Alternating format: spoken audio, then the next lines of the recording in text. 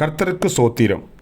இன்றைய வேத வசனம் ஏசாயா 51 அதிகாரம் 15 வசனம்.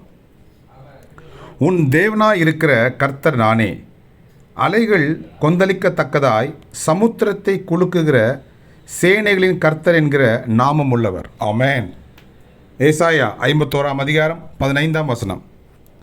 உன் தேவனாயிருக்கிற கர்த்தர் நானே, அலைகள் கொந்தளிக்கத்தக்கதாய் சமுத்திரத்தை குலுக்குகிற சேனைகளின் கர்த்தர் என்கிற நாமம் உள்ளவர். ஆமென். ஏசாயா 51:15.